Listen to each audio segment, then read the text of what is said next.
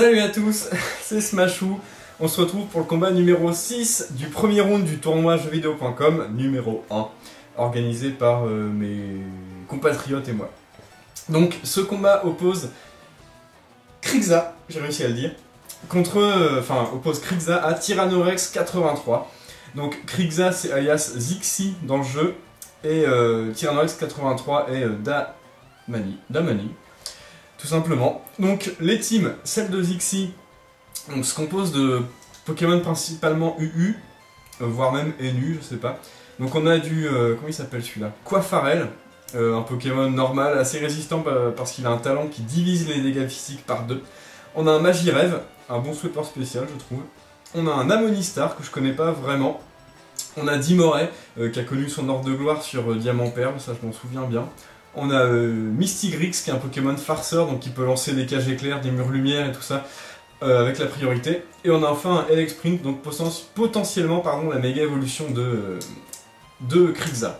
On a ensuite l'équipe de Tyrannorex 83 qui se compose également d'un Elexprint, donc peut-être également une méga évolution.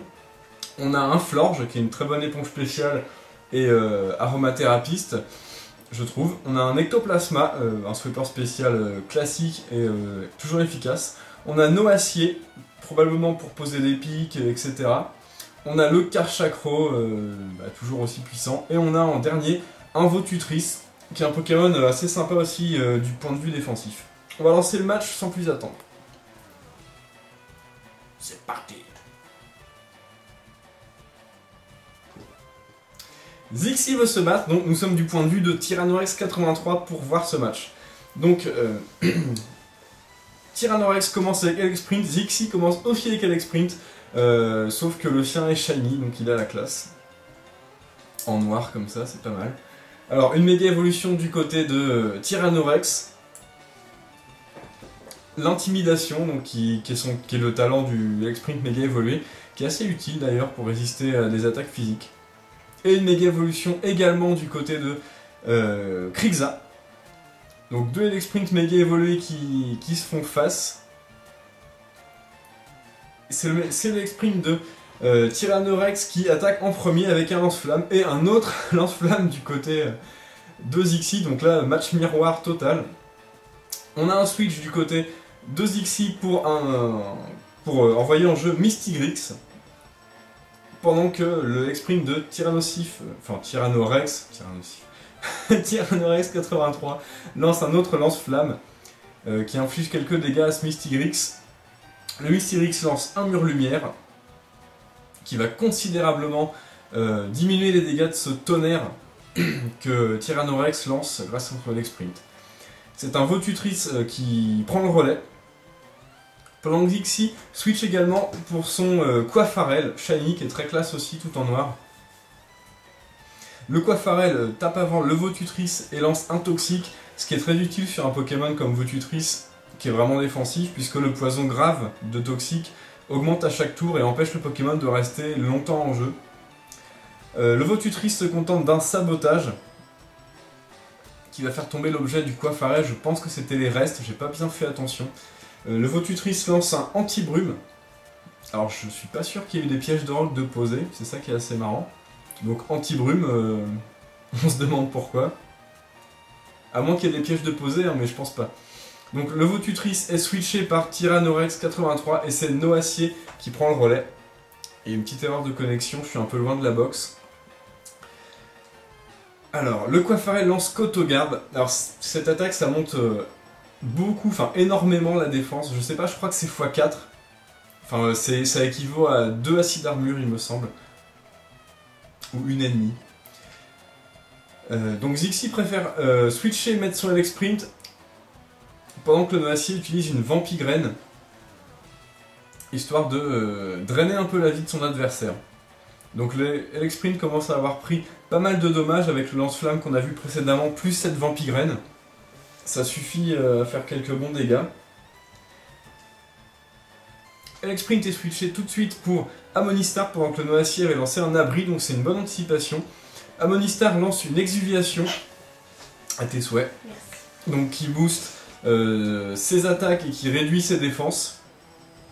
Donc une attaque vraiment très offensive. Le Noacier lance un piège de roc.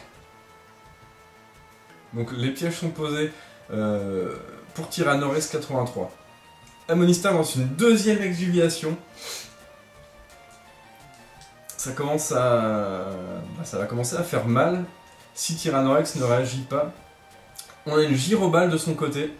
Alors, vu la vitesse que ce Amonistar a gagné, ça inflige des dégâts corrects, mais pas suffisants. Malheureusement, Amonistar a Surf qui n'est pas très efficace contre Noacier, donc évidemment il résiste et il lance une deuxième gyroballe qui va probablement finir ce Amonistar. Oui, le Amonistar est KO, c'est dommage, il était bien placé. Je pense que le Noacier était quand même son gros obstacle. Il aurait peut-être fallu attendre de s'en débarrasser. Donc le Mystigrix prend le relais, il perd un peu de points de vie sur les pièges de roc et lance un mur lumière, donc prioritaire, qui augmente la défense spéciale de l'équipe, et le Noacier se contente d'une Vampigraine pour récupérer une partie des PV qu'il a pu perdre à cause du surf du Amonistar, qui a fait quand même des bons dégâts. Pour un coup pas très efficace, plus de la moitié de la vie, c'est énorme. Donc le Mystigrix est retiré, il peut encore servir grâce à son talent à paralyser ou à protéger encore l'équipe, et c'est Alex Sprint qui prend le relais. Donc qui commence vraiment à être dans un état critique à cause des pièges de roc. Le Noacier utilise Gyroball, ça va sûrement faire assez mal à ce Alex Sprint qui est un Pokémon très rapide. Bon, il a la résistance donc ça ne le finit pas. Et c'est Florge qui est envoyé, donc une très bonne éponge spéciale, pardon, pendant que l'Exprint lance lance-flamme, donc la sécurité, le lance-flamme pour tuer Noacier en cas de non-switch, on va dire. Donc le X-Sprint tranquillement lance Change éclair, et il va falloir faire attention au Change éclair puisque les pièges de roc sont là. Coup critique sur le Florge qui fait des bons dégâts du coup. Et c'est le Coiffarel qui est envoyé. Probablement pour tenter d'empoisonner ce Florge, sachant que tous les Florges ne sont pas forcément joués avec aromathérapie. Bon, on voit que celui-ci le possède, puisque Tyrannorex 83 décide de lancer aromathérapie pour soigner du poison son Votutrice. Donc plutôt une bonne chose.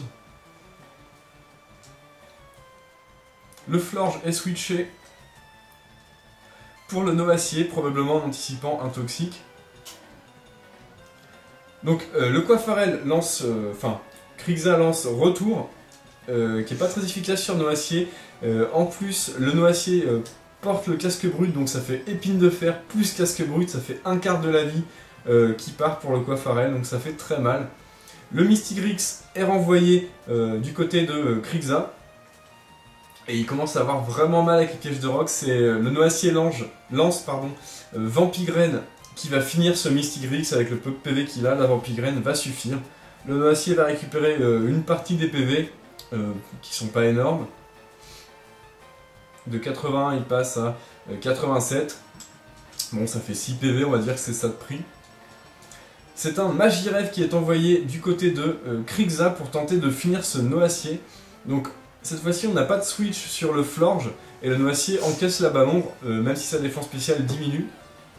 Il décide de lancer une autre Vampigraine. Je pense que le Noacier a assez fait son taf en posant ses pièges et en retirant une bonne partie des PV du X-Sprint et du Mystigrix. Donc le Noacier s'abrite histoire de profiter de la Vampigraine un maximum. Pas de pitié. Donc le Magirev perd un peu de ses PV.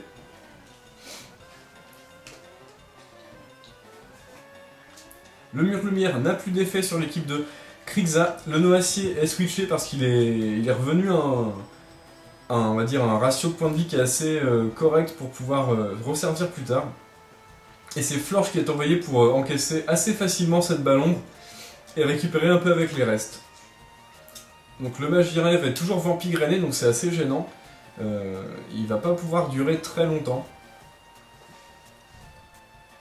Florge récupère avec la Vampigraine. Magirev est switché, ce qui débarrasse des Vampigraines, et c'est Dimoré qui est envoyé. Donc première entrée de ce Dimoré en jeu, qui prend quand même un quart sur les pièges de roc avec son type glace, donc qui craint la roche. Pendant que Florge lance tranquillement un vœu dans le switch. Donc le Florge récupère avec les restes. Un switch. Dimoré lance poursuite, donc ça c'est très bien anticipé. Ça fait des bons dégâts. Même si c'est pas très efficace, Dimoré a une grosse attaque, en plus il porte l'orbe-vie, et Florge n'a pas une défense extraordinaire. Donc c'est très bien joué de la part de Krixza pour ce coup de la poursuite. Donc c'est le Noacier qui est envoyé et qui profite du vœu. Bon, c'est assez gênant parce que Noacier est quand même coriace, en plus il a épine de fer plus casque brut, je sais pas si point glace était la meilleure option contre lui. Perd quelques PV avec l'orbe-vie, le Dimoré. Et c'est une gyrobale qui va tuer facilement ce Dimoré puisqu'il craint l'acier et en plus il est rapide, très rapide même. Donc on a toujours Elexprint qui est là dans un état très critique. Ah, il ne meurt pas sur les pièges de roc mais il doit être genre à de 2 à 7 PV maximum. Le Noacier est switché probablement pour Florge. Donc oui, c'est Florge qui fait son entrée. Elexprint lance un lance-flamme qui fait des bons dégâts. Les Florge récupère avec les restes. Je pense que le tonnerre pourra peut-être le finir. Donc Florge lance Abril, récupère avec les restes. Décidément, on profite de tous les PV qui peuvent revenir. Donc évidemment, tonnerre qui échoue puisque le Florge se protège. Donc le Florge passe à 56 PV. Ce sera peut-être suffisant pour survivre à ce tonnerre. Ah, il survit à 5 PV. Donc l'abri aurait pas été là, le tonnerre aurait suffi. Malheureusement, abri c'est pas mal sur des Pokémon comme ça qui ont reste et vœu.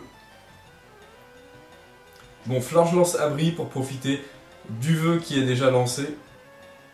Donc le X-Sprint ne peut pas faire grand chose puisque s'il sort du combat, en revenant, il va tout simplement se faire mettre KO par les pièges de roc. Donc il n'a pas vraiment le choix de rester et de lancer des attaques stabées. On peut peut-être compter sur un coup critique ou sur la paralysie qui peut se passer avec le tonnerre, hein, tout simplement. Donc Florge lance pouvoir lunaire qui suffit pour retirer les quelques PV qui restaient sur l'X-Sprint. Et je pense qu'il reste seulement Magirève dans l'équipe de Krixza. Donc c'est sans doute lui qui va faire son entrée. Oui, Magirève. Donc qui est quand même à moins de 50% de sa vie, qui perd un peu sur des pièges de roc. Et la ballon sera sûrement pas suffisante pour tuer ce Florge, qui est quand même une bonne éponge spéciale. Coup critique, il reste 35 PV au Florge. Le Florge lance un vœu, donc vraiment Tyrannorex joue la sécurité hein, là-dessus.